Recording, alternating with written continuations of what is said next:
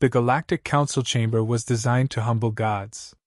It was a hollow sphere carved from gravitic stone and ego, wide enough to cradle a small moon. Thousands of viewing strata floated at different altitudes, each occupied by a civilization that had survived long enough to believe survival was proof of superiority. Stars burned silently beyond the transparent shell, distant and cold, like witnesses who had already learned not to care. At the center hovered a circular platform barely 30 meters across.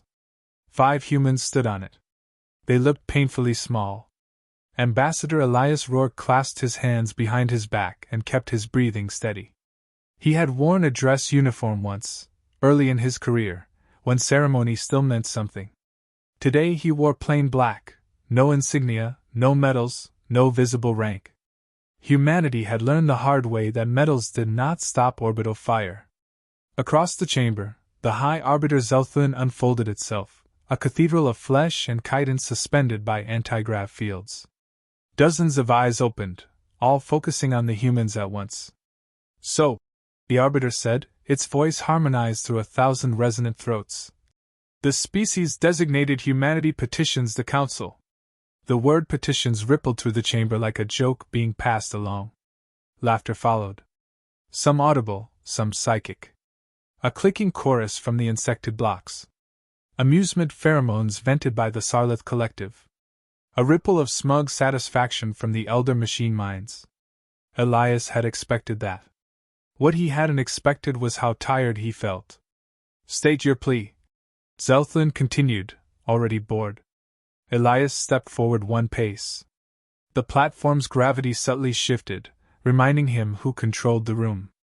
3 months ago," he began, "Human Colony Epsilon 9 was destroyed by forces of the Card Dominion. No declaration of war was issued. No demand was made.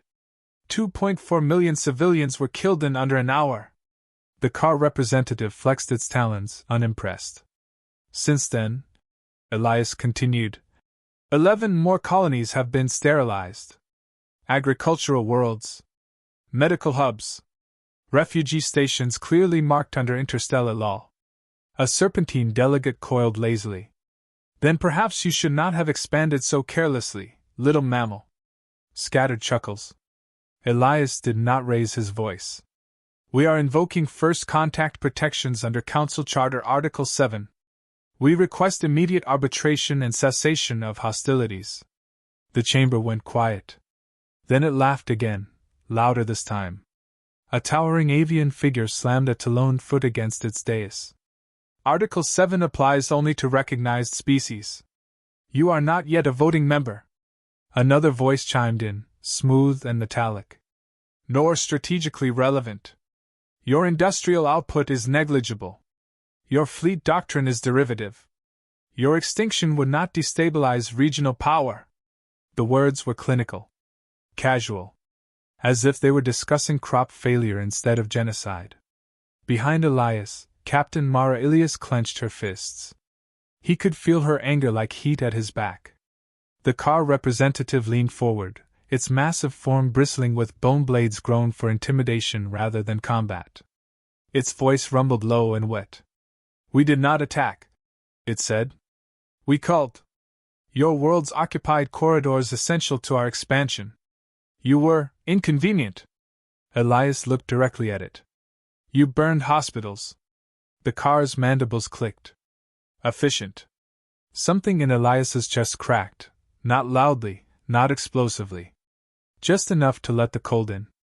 High Arbiter Zelthlin raised a limb for silence. "Enough. The Council has reviewed the situation. The Card Dominion is a long-standing member in good standing. Their expansion rights were lawfully registered." Elias felt his jaw tighten. "So civilian slaughter is now lawful?" Zelthlin's eyes narrowed. "Do not moralize, human. Morality is a luxury of the powerful." That drew more laughter. Elias exhaled slowly. This was the moment Earth had argued about for weeks. The moment some had begged him to soften, to flatter, to grovel if necessary. He straightened. "Then hear this clearly," he said. "Earth withdraws its petition." That caught their attention. Several delegates leaned forward. The machine minds recalculated probabilities. Even the car paused. You withdraw? Zelthuin asked. On what grounds? On the grounds, Elias said evenly, that this council has demonstrated it is either unwilling or incapable of enforcing its own laws. A murmur spread, confusion, irritation, curiosity.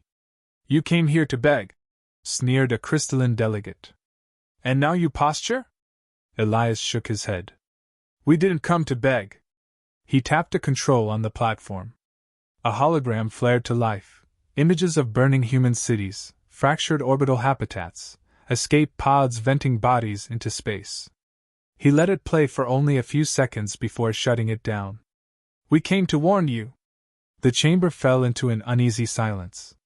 Warn us of what? Zelthuin demanded. Elias looked around the room, meeting gaze after gaze, some ancient, some alien beyond description, all convinced of their own permanence. Humanity will respond unilaterally, he said. Effective immediately. A harsh, barking laugh erupted from the upper tiers. With what? A delegate jeered. Your outdated kinetics? Your pitiful carrier groups? Another voice chimed in.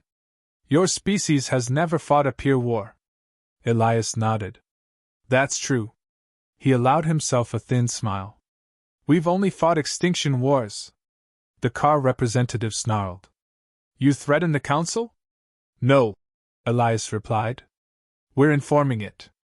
High Arbiter Zelthuin's tone hardened. This chamber will not be threatened by a species that still argues about planetary borders. Elias leaned forward slightly. We stopped arguing about borders the moment you laughed. That did it.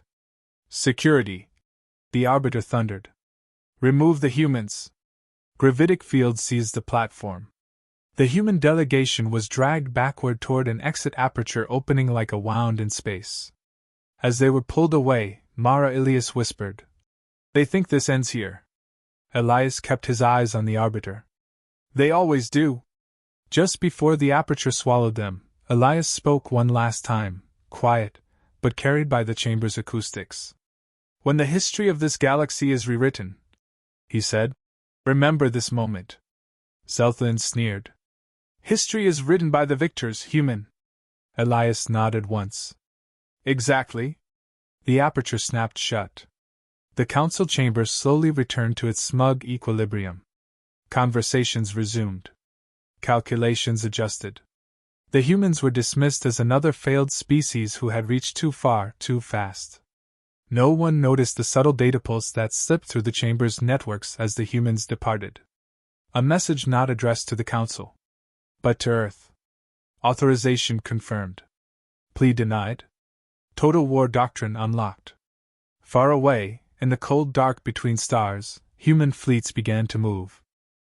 3 months later, the galaxy still thought humanity was weak. It was a dangerous mistake.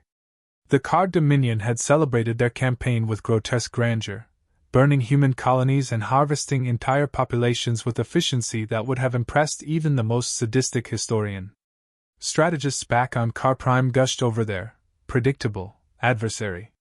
They had studied humans like insects under a microscope, easy to crush, easy to catalog. Every calculation suggested victory. Every simulation reinforced their hubris. Then the anomalies began. At first, it was subtle. Supply convoys never reached their destinations. Communications were delayed, distorted, or erased entirely. Colony worlds went dark without warning. Sensors detected strange gravitational fluctuations that shouldn't exist, patterns too precise to be natural, too expansive to be coincidence. Car fleets jumped into sectors only to find nothing. Entire systems had vanished, leaving nothing but a vacuum where physics itself seemed rewritten. Admiral Vrakthal snarled as he reviewed reports in his war hive. How is this possible? Unknown, hissed the strategist drone perched on his shoulder. Its multifaceted eyes flickered like faulty starlight. Our intelligence models fail. Human fleets are not engaging us directly. They are cowards? Vrakthal growled. Hunters, the drone corrected. They do not fight on our terms. They choose the battlefield. They choose the rules. We are already losing, but we don't realize it. It started with Car Prime itself. One human vessel arrived, a single ship, battered and unassuming. No escort. No transponder codes. No weapons visible to conventional scans. The ship's broadcast was narrow beam and visual only, filling the viewports of Car Command with a human face. Older. Bearded. Eyes that had seen too much. "I'm Admiral Jonah Pike," the man said calmly. "Retired." He smiled. "You killed my granddaughter on Colony Epsilon 9. This ship is the Pale Horse. And I'm here to collect." The ship jumped, not to evade, but directly through the heart of Car Prime's sun. 5 minutes later, the star detonated in a cataclysmic nova. Car fleet staggered. Systems panicked. Biohive screamed. And that was only the beginning. Across the Car Dominion, fleets emerged not as sleek armadas but as brutal, modular constructs of human ingenuity. Old freighters were reforged into warships, mining rigs converted into artillery platforms, decommissioned carriers resurrected as mobile weapon nodes. Every vessel was irregular, asymmetrical, terrifying in its unpredictability. They did not fight to win in the traditional sense, they fought to annihilate. Planets were stripped from orbit by relativistic rods. Breeding hives were infected with engineered plagues.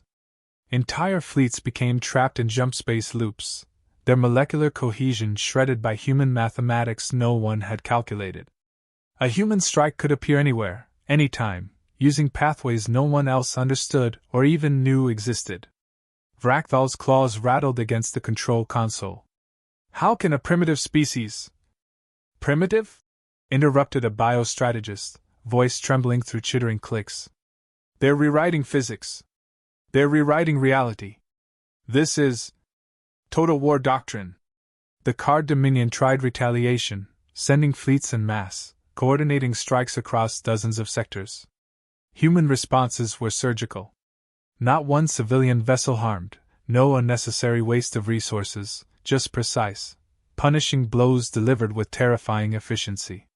Each strike left behind a message, broadcast in ancient Earth languages. "We are not weak. We remember. Do not mistake mercy for impotence." Within the council chambers, panic rippled through the delegates. The machinery of smug superiority creaked.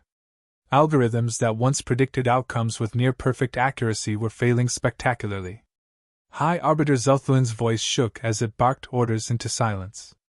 "Status report. What is the scale of destruction?" The analyst drone stammered, lights flickering. "Entire sectors erased. Supply chains obliterated. Car fleets trapped in spatial anomalies. Casualty estimates, impossible to calculate." The Arbiter recoiled, its multiple eyes widening in disbelief. This is a myth. A legend told to frighten children." "No," the drone said softly. "It's a survival response." Across the burned voids of former Car worlds, the humans moved with the precision of predators, exploiting weaknesses no one had dared consider.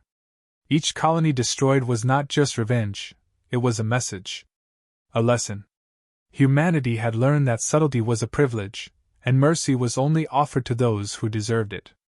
The galaxy had laughed. It would pay. Far beyond the Council's reach, Admiral Pike's voice echoed across comms channels now silent from fear. "You wanted to see if humans were relevant," he said. "Now you'll understand just how costly irrelevance can be." Every Car fleet, every Car colony, every Car command node became part of a brutal calculus. And in the background, the humans never stopped moving, never stopped thinking, never stopped watching. They had begun their reckoning. And it had only just begun. The Council summoned Earth again. This time, no human diplomats came with trembling pleas. No escorts. No displays of submission. No beggars. Only Elias Rourke. He stepped onto the familiar circular platform, older, grayer, his uniform plain, his eyes sharper than ever. The chamber was quieter than before. Tension replaced the usual arrogance, and for the first time, the Council's delegates felt uncertainty gnaw at them. High Arbiter Zelthuin's multifaceted eyes scanned him, struggling to contain the flicker of panic. You returned? It said, voice strained. After what happened in car space? Elias nodded. Calm, almost polite. Yes. We returned. And we have something to discuss. The serpentine delegate whispered something to the crystalline intelligence beside it. The car representative, what remained of its species, huddled at the edge of the chamber, trembling. Its armored exoskeleton clattered with fear. You must cease hostilities immediately, Zelthan said, trying to assert authority it no longer fully held. The Kar are a recognized power. Their territories are established. You cannot continue this. Elias's lips curved into a slow, measured smile. They were, he said softly. At that moment, the platform before the council's thrones flared with projections. Star maps, hyperdense and impossible to calculate, lit up the chamber. Entire sectors, formerly bustling with Kar civilization, had been erased, replaced with jagged voids and warning markers in the script of long-forgotten human languages. The council members recoiled, some screaming in alarm. You mocked our plea, Elias said, voice steady, almost cold. You taught us something valuable. A winged delegate shrieked, feathers bristling. You are destabilizing the balance of the galaxy. Yes, Elias said, voice carrying over the chamber. On purpose. The arbiter leaned forward, trembling, its limbs folding in tight coils.